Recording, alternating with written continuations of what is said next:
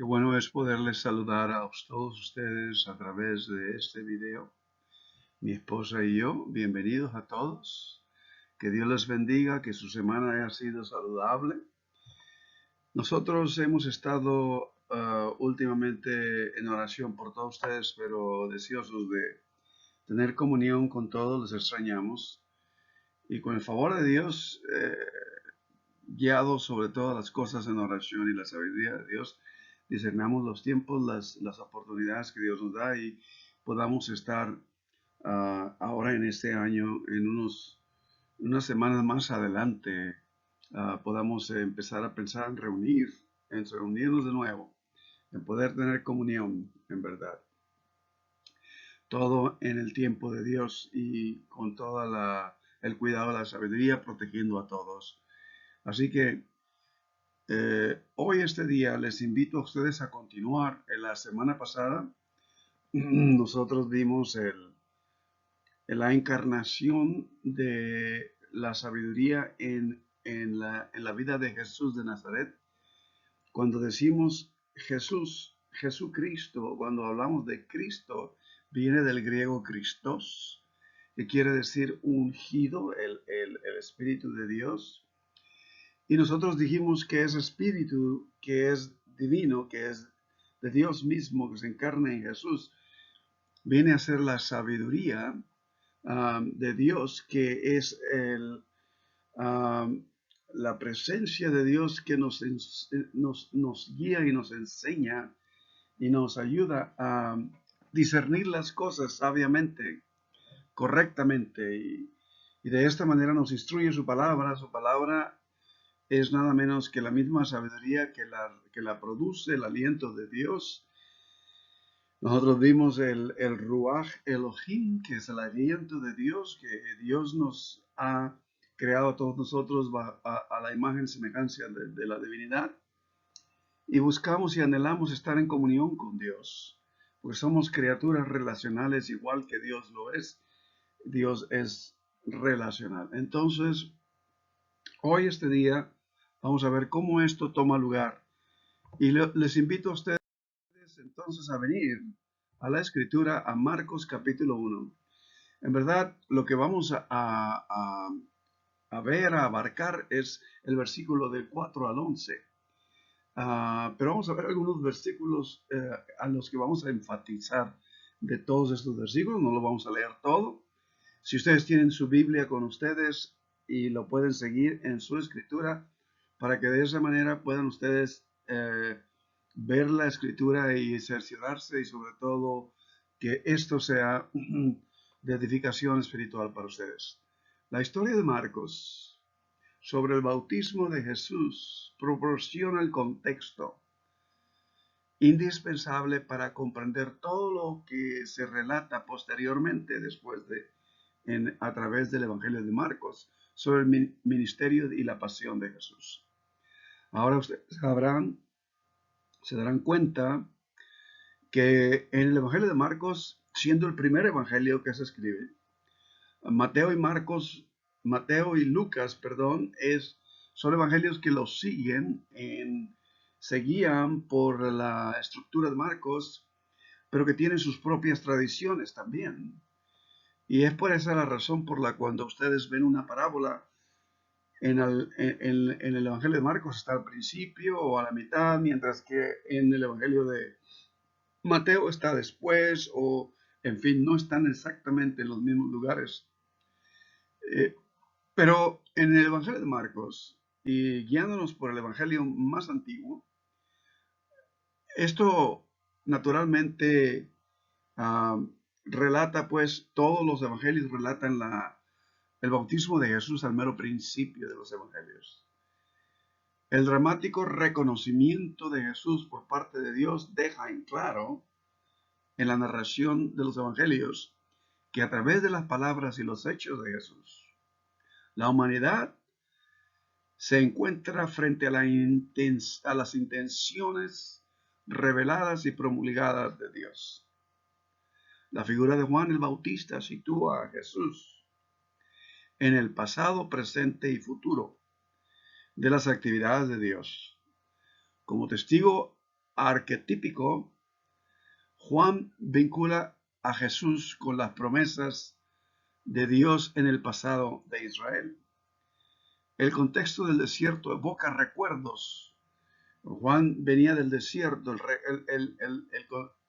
contexto de Juan el Bautista en el desierto evoca recuerdos de las preparaciones del pueblo de Israel en tiempos antiguos para la entrada a la tierra prometida.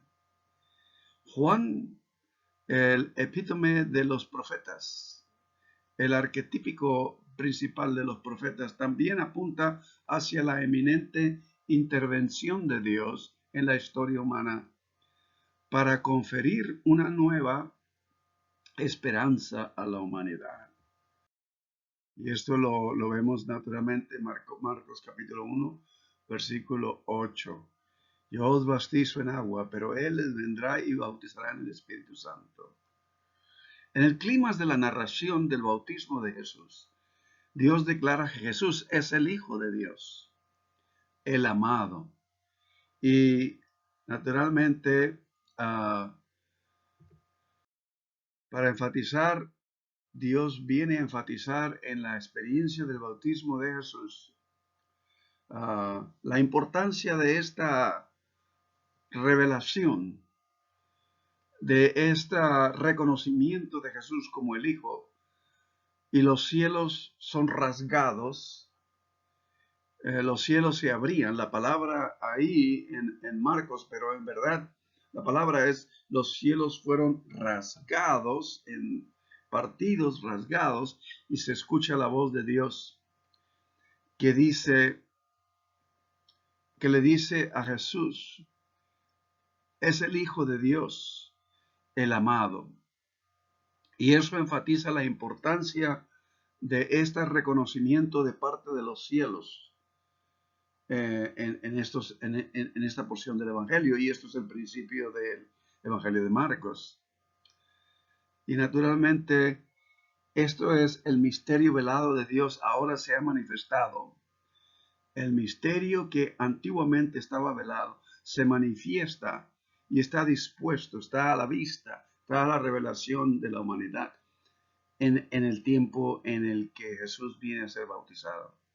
El nombramiento de Jesús como hijo apunta a otras coyunturas cruciales, a otras conexiones cruciales en el Evangelio de Marcos, que ayudan a dar contenido a este término elusivo. En la transfiguración, por ejemplo, se escucha decir de parte de Dios, una voz del cielo nuevamente viene y se escucha decir, este es mi hijo, el amado, a él oí. En otras palabras, la palabra de Dios viene a través de la enseñanza de Jesús. Y eso está en Marcos, capítulo 9, versículo 7. El nombre amenaza, el puro nombre de Jesús, entonces empieza a traer una tremenda reto y amenaza a los espíritus inmundos cada vez que Jesús tenía una confrontación de esta forma. Y tenemos entonces en el Evangelio de Marcos capítulo 3, donde viene versículo 11 y capítulo 5, versículo 7, en el que se encuentran esos incidentes. Por ejemplo, uno de ellos, tú eres el Hijo de Dios, declaran los espíritus. Hijo del Dios Altísimo, declaran los espíritus. Y esto es un gran conflicto en el momento que Jesús como Hijo de Dios aparece. Jesús de Nazaret ahora viene a ser el Cristo, el ungido de Dios, el amado de Dios. Entonces tenemos esta porción. Y todo esto va como una línea, un hilo de plata a través de la narración del Evangelio de Marcos. Y en el juicio de Jesús ante el Sanedrín, ante el sumo sacerdote, es la aceptación de Jesús del título de Hijo de Dios. lo que lo condena fatalmente en Marcos 14 por la blasfemia de haberse hecho hijo de Dios, porque en el tiempo de Jesús, um, ser hijo de Dios es prácticamente estar en la intimidad de Dios, y eso era demasiado amenazante para el culto en ese tiempo.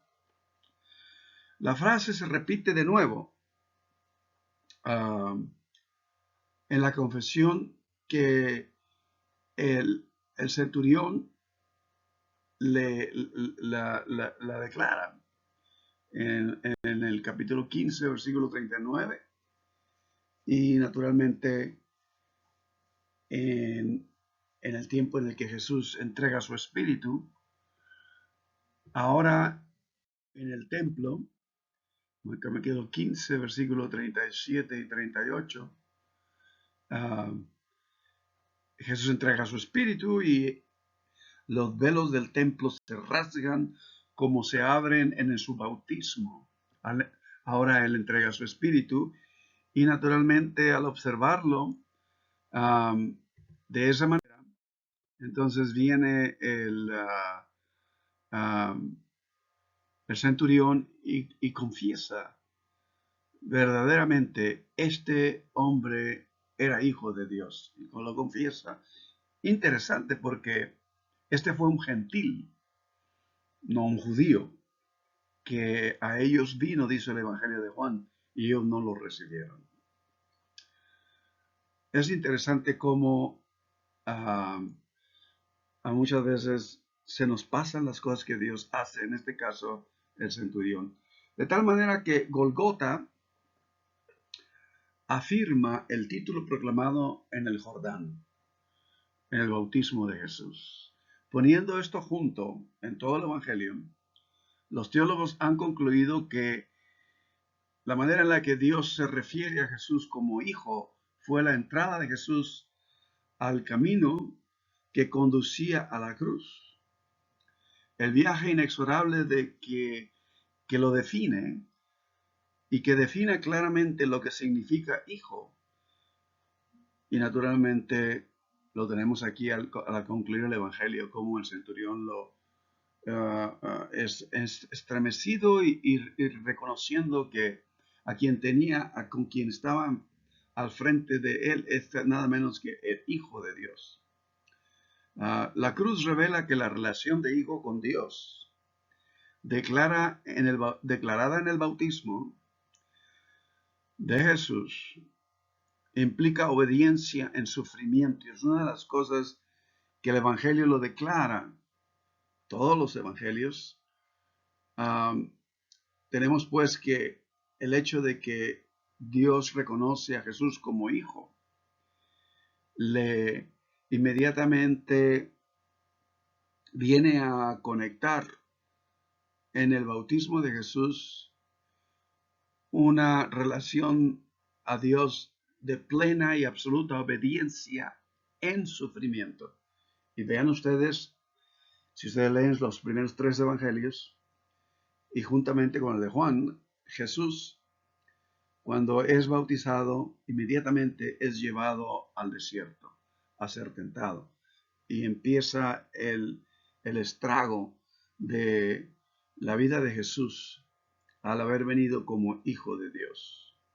De modo que esto es evidente en la escena del bautismo, el hecho de que en Jesús vendría un testimonio de obediencia en sufrimiento. Y es muy evidente en su bautismo en sí, porque Jesús se une voluntariamente a las filas de los pecadores que venían arrepentidos a ser bautizados por Juan el Bautista. Y esta trayectoria continúa a lo largo del Evangelio, mientras que Jesús acepta múltiples formas de sufrimiento. De hecho, el notorio secreto mesiánico de Marcos, el Evangelio de Marcos, trata de hablarnos de un secreto mesiánico, es que el escándalo que el Mesías debería de sufrir. El Evangelio de Marcos se divide en dos partes. En el capítulo 8 es donde viene la división. Y la primera parte es el Hijo de Dios ungido, donde Dios hace milagros a través de la vida de Cristo. Y del capítulo 8 en adelante es el siervo sufriente. Entonces tienen esas dos partes ese evangelio, y nuevamente el secreto mesiánico en el evangelio de Marcos es el escándalo que el Mesías debería de sufrir hasta la muerte. Y más tarde el apóstol Pablo lo viene y lo declara. Y esto es algo muy importante para todos nosotros, porque Pablo les dice a las iglesias en las que él vino a predicar el evangelio de Jesucristo. Para Pablo, el evangelio de Jesús el Cristo es, más que todo, es el evangelio de la cruz. Y aquí lo dice, porque a Dios le pareció bien salvar a los creyentes por la locura de la predicación. Porque esto, en la mentalidad de la comunidad de los tiempos primer siglo, el Mesías o el Hijo de Dios no puede en lo más mínimo ser expuesto a sufrimiento. Y ese es el conflicto que los discípulos tienen en entender la vida de Jesús.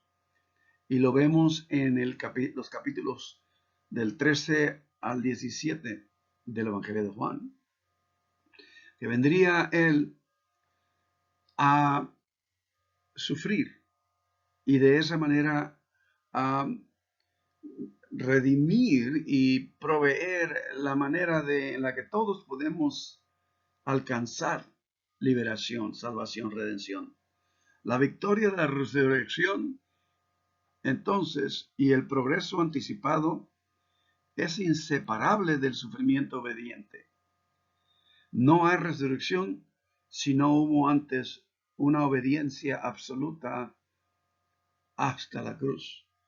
Ahora, esto es algo que podemos y lo vamos a ir discerniendo poco a poco a través de las epístolas de Pablo, para que esto verdaderamente simiente y rete nuestra consagración a Dios en Cristo Jesús.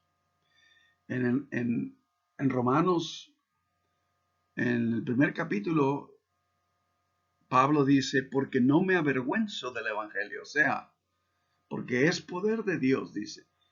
Para muchos, identificarse en el primer siglo, en los tiempos de Pablo, con un Mesías humillado y crucificado, eso no tenía en ninguna manera ningún sentido. Entonces, aquí en 1 Corintios lo vuelve a repetir y lo declara. A Dios le pareció bien salvar a los creyentes por la locura de la predicación. Y en esta parte de la epístola de Corintios, Pablo está hablando de la sabiduría. ¿Dónde está la sabiduría de los sabios? ¿Verdad? Y naturalmente dice, porque el judío pide señal. Y el griego, o sea, todos los que no son judíos, el gentil y el griego, pide sabiduría. De modo que Dios les da al Mesías en obediencia absoluta hasta ser expuesto inclusive hasta un sacrificio de la cruz. Para muchos eso no tenía sentido, pero al reconocerlo y al recibirlo, entonces Dios empieza a trabajar en la vida de cada ser humano, de cada creyente, de cada seguidor de Cristo. Entonces, el escándalo de la cruz es el evangelio del apóstol Pablo. La victoria de la resurrección, vuelvo a repetir, no puedo sobreenfatizar lo suficiente. La victoria de la resurrección y el regreso anticipado de Cristo a sus discípulos es inseparable del sufrimiento obediente de Jesús. La corona no se puede tener sin la cruz. El bautismo de Jesús, entonces, hace más que iniciar el camino del sufrimiento obediente del Hijo amado. Se implica una conexión misteriosa en la identidad de Jesús como el Hijo obediente y sufriente, y el empoderamiento de Jesús por su Espíritu, que es otra de las revelaciones de Dios en el bautismo de Jesús. Este descenso crítico del Espíritu en el tiempo, en el momento de su bautismo, que lo relata los evangelios, cataliza el poderoso misterio público de Jesús. Con el ejercicio del poder sobre los demonios, el pecado, la ley, incluso la naturaleza. Y vemos pues el testimonio de los evangelios en el bautismo de Jesús. El otorgamiento del Espíritu a Jesús es crucial para las transiciones que enfatizan la gracia santificadora de Dios. La Iglesia ha afirmado que Jesús se sometió al bautismo para que pudiéramos tener comunión con Él en el bautismo y compartir ser embestidos de poder por su Espíritu de la misma manera. Y esto es lo que Pablo nos dice en Colosenses capítulo 2, versículo 11 al 12. De modo que hemos sido ahora circuncidados de acuerdo a Pablo, pero no con una circuncisión hecha por manos, sino la que es hecha por el Espíritu. La circuncisión que viene de Cristo, porque es la encarnación de la sabiduría del Espíritu de Dios que nos va a dar guía, nos va a dar instrucción, y todos fuimos sepultados juntamente con Él en el bautismo, en el cual también fuimos resucitados juntamente con Él por medio de la fe en el poder de Dios, que lo levantó de entre los muertos. En otras palabras, pónganse ustedes a pensar, es el poder de Dios que se muestra en la vida de Jesús, que ahora viene a nosotros también, el mismo poder que le levanta de la muerte, que le levanta de entre los muertos, es el mismo poder que actúa en cada uno de los creyentes. El otorgamiento del Espíritu Santo es crucial para las tradiciones que enfatizan la gracia santificadora de Dios. Jesús no recibió el Espíritu para disfrutar en privado de sus beneficios espirituales, sino para transmitirlo. La Iglesia ha afirmado que Jesús nuevamente se sometió al bautismo para que de esta manera todos nosotros podamos compartir de la misma experiencia en Cristo. Si nuestro bautismo en Cristo implica una participación en el bautismo de Jesús, y si el bautismo de Jesús inicia su ministerio de obediencia sufriente, entonces nuestro bautismo debe incluir una aceptación similar de abnegación. El camino que abre Jesús en su bautismo es un camino que se caracteriza por el poder de Dios manifestado a todo ser humano y naturalmente que se mueve como en el amor de Dios revelado y que fluye a través de la vida de Jesús. El amor de Cristo consume nuestras vidas. Y podemos decir que Él murió por todos y por lo tanto todos hemos muerto a uno mismo. Por lo tanto, el bautismo de Jesús es un camino que se caracteriza por llevar los retos de la propia cruz y salvar la vida.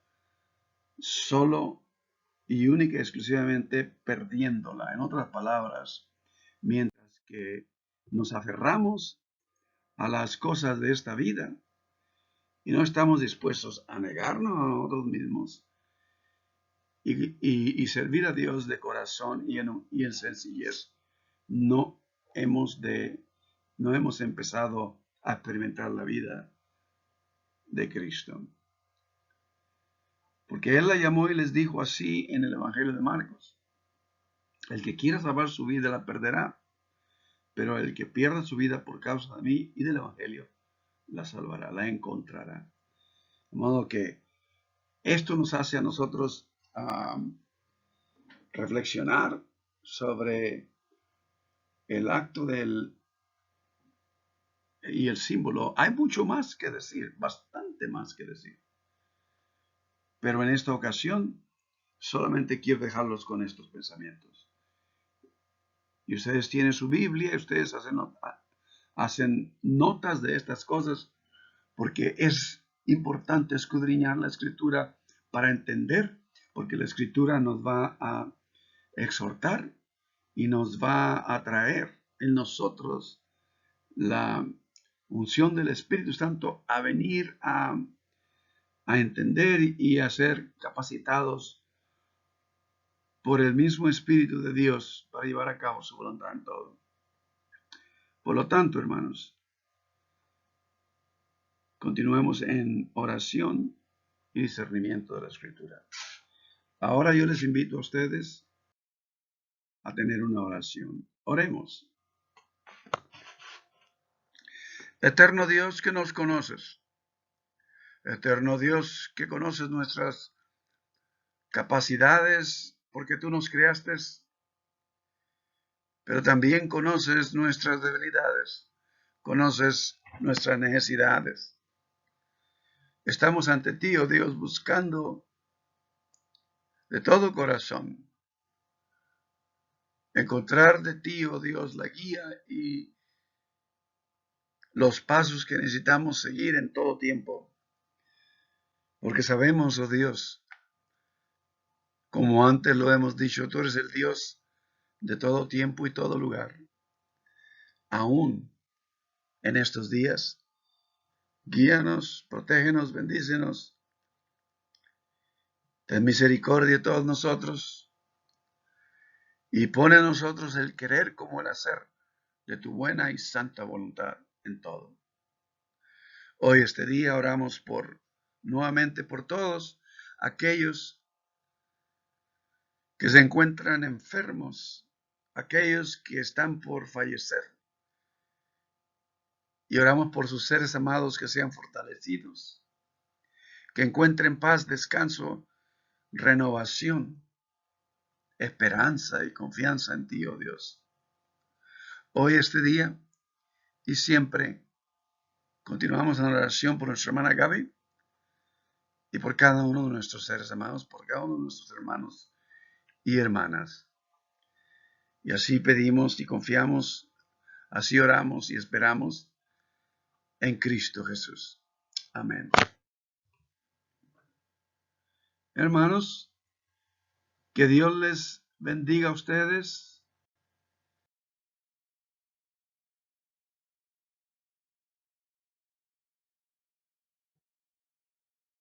Que Dios les guarde y les proteja. Y estaremos pronto en comunión por estos videos y confiamos en Dios. Podamos empezar nuestras reuniones, pero seguiremos en comunión con todos ustedes que no están aquí en esta ciudad, a los cuales queremos llegar estos videos también.